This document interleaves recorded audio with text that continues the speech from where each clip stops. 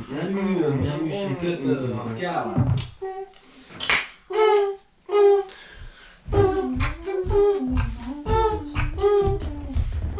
Salut à tous et bienvenue sur la chaîne de Cup of Car pour la suite de top 10 de Monsieur Vincent. C'est nul!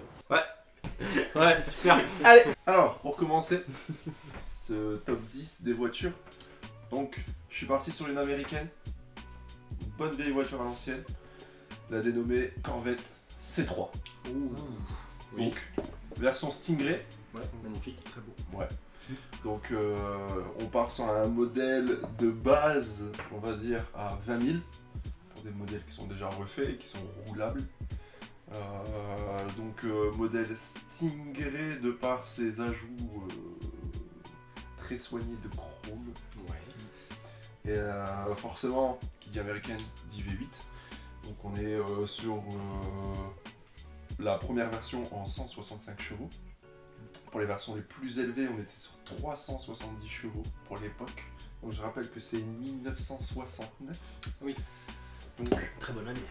si on compare à une Ford Mustang typiquement de 69, les prix ne sont pas du tout les mêmes. Donc moi j'ai kiffé parce que je l'ai vu en vrai cette bagnole. Donc on a les phares qui se lèvent. Ouais. Ici. En pop-up. Excellent. Donc excellent. C'est du pop-up, ça fait. Voilà. Et forcément V8, bon petit pot d'échappement. Quand ça démarre, ça fait un peu de bruit. Et quand tu pars, ça s'entend. Du coup j'ai choisi en version Targa. C'est très beau. Voilà, pour profiter des... On vous mettra les photos, hein, vous inquiétez pas. Les cheveux au vent, bien sûr. Mais je trouve que pour une voiture de week-end, genre tu fais juste ta petite balade, tu vois, décapoter, tout ça, c'est nickel. Et en termes de pièces, en entretien, tout c'est pas excessif. Et du coup, ça se touche à combien, tu as dit? Alors, à partir de 20 000. À partir de 20 000 en France. Ouais, 20 000 sur les sites d'occasion. Pas dégueu. Après, tu peux monter, hein. Ça monte très facilement aussi. Sur les modèles un peu Targa comme ça, Ouais. en excellent état, je pense que tu es plus aux alentours de 40-50. D'accord. Mais bon, pour une voiture un peu d'exception, parce que c'est pas des Corvettes, on n'en voit pas non plus à tous les coins de rue. Et puis Corvette, c'est vraiment les voitures d'enfance, tu sais. Ce petit logo, les doubles drapeaux, ça fait toujours rêver. Et si jamais vous êtes un peu réticent à la Corvette C3, j'ai choisi une gamme autre de chez Corvette en option. J'ai dénommé la Z06. Ah oui, d'accord. Okay, Donc ouais. voilà, on part plus sur une Ok, ouais. supercar. Alors c'est la 1 bis. La 1 bis, Ouais, d'accord. parce que voilà, je voulais pas partir sur que une voiture de chez Corvette, parce qu'il y a tellement de voitures iconiques. Après, je veux faire en sorte que ça reste accessible dans mon top. Et cohérent. Voilà, Ok. du fait que tu peux te dire un jour je peux m'acheter cette voiture. Pour avoir vu une Corvette, je sais pas si tu te souviens, Dani, on avait été au rassemblement Cars and Beer, on leur fait un grand coucou parce qu'ils sont vraiment adorables. On avait vu une Corvette, je ne saurais plus dire le modèle. Je pense que c'était celle-là. Mais une Corvette, c'est vraiment. Je pense que c'est la C7. Ouais, Peut-être c'est c'est peut-être ouais. possible, mais là, ça fait vraiment paquebot, c'est hyper long, hyper large. Et ce que nous en disait son propriétaire, c'est que c'est une voiture qui est vraiment fiable. Il n'a jamais eu de soucis, il l'avait touché à 60 000 euros, je crois. Ouais, à peu près. Ouais. 60 ou 70 000 euros. Puis là, on était hyper content. En même temps, comment ne pas être content de ça? C'est vraiment une Mais belle voiture plaisir. ouais, vraiment, c'est une vraie belle voiture plaisir. Et l'intérieur reste très américain. C'est ouais. Ouais. C'est orienté vers le conducteur. Ouais, Ouais, l'intérieur est c'est- très américain. C'est finition américaine, hein, Ouais. c'est un peu les petites coutures, les surpiqûres, on oublie. Oui, c'est ça. On laisse place On va au mettre du volant. plastique partout et puis on va faire en sorte que l'extérieur soit beau. Voilà. Mais en tout cas, de ce que nous disait le propriétaire, c'est que c'était vraiment une bonne voiture. Quand il a démarré, c'était. C'est américain. Tu sens C'est que américain. Ça sonne américain. C'est typiquement. Les voilà, grosses voix américaines. ça reste du V8, quoi qu'il arrive. Hein. On peut l'associer à la Dodge Viper, qui elle est beaucoup plus connue, tout ça. Donc Dodge Viper qui est aussi une cote au-dessus, un cran au-dessus. Après en spec, du coup V8, 513 chevaux. On est ils annoncent du 10 litres au 100. Bien sûr, ouais. C'est rigolo Oui, quand sûr. tu la démarres. Ouais. Au feu rouge. On fait rouge. Et encore. Mais c'est pareil, c'est pas des caisses qui sont courantes. Et lorsque tu acquiers cette voiture, je pense que tu as une petite hype qui monte au fond de ton estomac. Ouais, je valide. J'aime beaucoup la C'est com. validé, les deux Belle- sont validés parce que c'est bien parce que ça fait un beau parallèle entre l'ancien et le nouveau. Belle bague. Et on voit que ça reste quand même dans la même philosophie, pardon, même si ça fait que s'améliorer. Et puis on reste sur des blocs qui sont quand même, pour ceux qui veulent jouer un peu avec, c'est des blocs qui sont facilement modifiables et qui peuvent atteindre des chevaux, on peut quasiment atteindre les 800, 900 voire 1000 chevaux avec des blocs comme ça. Du coup, deuxième voiture de ce top. Il y a deux versions de ce modèle-là dans ce modèle. J'ai nommé la Lotus Elise.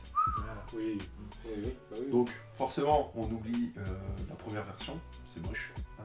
Les feux, enfin, bref, Oui, très très on moche. dirait une vieille mouche qui s'est écrasée. Donc j'ai désigné la MK2 et la MK3.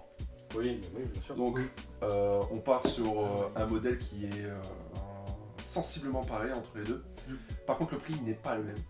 Donc sur la MK2, c'est très courant d'en trouver. Moteur Toyota, D'accord. donc c'est un 2 litres. On part sur un 110 ou 120 chevaux de base. On peut monter sur du 200 chevaux. Donc niveau pièces, il n'y a pas de souci. Ça se trouve, ça se répare. C'est pas excessif on appelle ça en entretien. Pareil, pour les pneus, les freins, les disques, il n'y a pas de souci, ça se trouve, c'est modifiable. C'est fait pour faire aussi un peu de piste. Donc, C'est des voitures qui sont faites pour la piste, Ouais, c'est voilà. c'est des, Ouais. c'est des jouets ces voitures. de toute façon, la Oui. philosophie de Lotus, c'est moyen de poids, mieux c'est. On voit à l'intérieur de toute façon. Oui, c'est que, l'intérieur c'est voilà. ultra minimaliste. Ah oui, il n'y a pas de moquette pour les petons. hein. Ah non, il y a pas, c'est pas du C'est luxe, la hein. tôle directement. Tu cherches voilà. pas le luxe, c'est vraiment C'est- pour te faire C'est plaisir. soit tu vas au chercher, t'habites seul chez Noroto, sachant qu'ils n'ont pas ton modèle, donc tu vas sur des découpables dégueulasses. Non, c'est des modèles qui sont très fiables, ultra plaisir. Ah, tu prends ça le week-end pour aller faire un petit tour, t'as le sourire, hein, ça, c'est sûr. Oui, c'est sûr. Pour une voiture plaisir où on peut l'amener sans trop de risques sur piste, 30 000 €, je trouve que c'est pas pour toutes les bourses. Et puis oui, c'est clair que la cote elle est encore montée. Parce que quand j'ai commencé à regarder, on était plus autour de 15. Oui. 15, 20 les entrées de gamme. Là on est déjà au-dessus de 20. Alors, on passe sur le troisième véhicule. Là on passe totalement sur un autre délire. Là on était sur la piste, tout ça. Il y a le confort, il y a les freins. Là on part sur du caillou, on part sur de la montagne. J'ai dénommé le Ford F-150 Raptor. Bien sûr. Donc, Je m'en doutais pas. Non, étonnant vraiment de sa part. pourquoi le F-150 Raptor? C'est simple, c'est pick-up, c'est américain, ça a du V8, ça envoie du steak, tu peux emmener la famille en vacances, tu vas consommer sans trop consommer non plus, mais voilà, tu peux travailler, tu peux aller faire ton bûcheron, aller couper tes bûches, il y a un arbre qui te fait chier, tu le tractes. Donc, j'ai choisi un autre modèle, donc, qui est un peu plus ancien. Je parle pas des derniers F-150 Raptor qui sont hors de prix. Là, j'ai trouvé un modèle à 50 000 € avec une petite rampe de feu à Oh là l'avant. là, c'est beau ça. Voilà.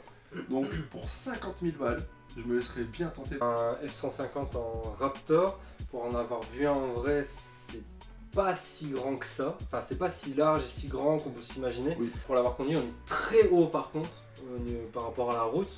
Il y a toutes les assistances qui font que c'est facile à conduire en fait. Voilà. Mais par contre, oui, effectivement, c'est pas si grand qu'on l'imagine, même si ça reste quand même un gros 4x4. Je trouve que comparé à d'autres pick-up, genre le rapport qualité-prix, tout ça, ça reste cohérent. On passe à la quatrième. Donc forcément, je pouvais pas faire mon top sans El Famoso Mercedes classe G55. Ah, G55, ah Alors, d'accord. la petite subtilité, c'est que les classes G, en fait, sont triées par génération.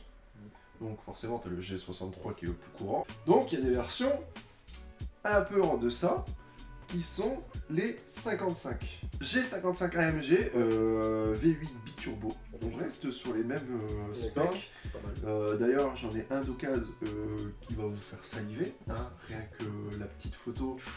On voit le petit B, on vous montrera plus précisément. On va mettre la photo parce qu'il vaut le coup d'œil. Ouais. 507 chevaux. Du coup, on est sur une Après, console. faut l'emmener, hein. Faut l'emmener le bazar. Ah oui, parce Il y a que plus là. de 2 tonnes, je crois. Oui, on est largement en dessous de 2 tonnes. Donc en fait, c'est des versions un peu vieillottes.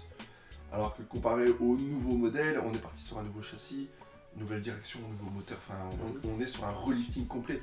Je trouve que c'était une bonne surprise. Parce qu'on peut se retrouver quand même avec un classe G, AMG. Là, on est sur un modèle à 50 000 €. Ah oui, mais effectivement, pour rouler en classe G pour 50 000 €, moi je dis oui. De toute façon, si t'achètes ça, tu sais très bien que. Ton entretien, il est juste.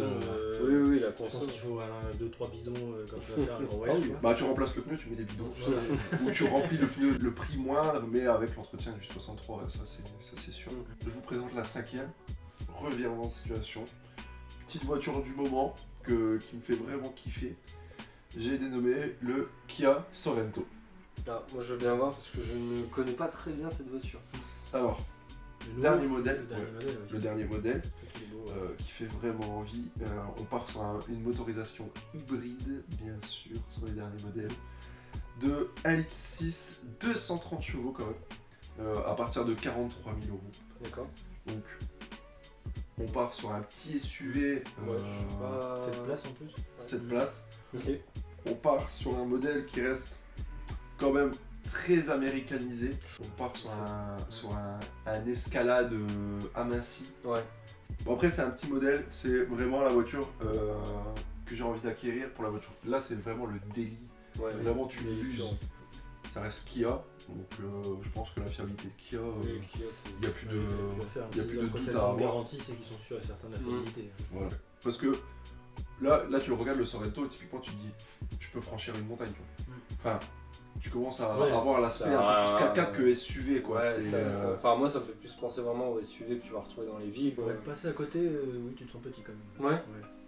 Ouais, bah, je me dis que C'est pas un gros truc non il plus. y a la mais- possibilité d'avoir un 7 places. Tu vois.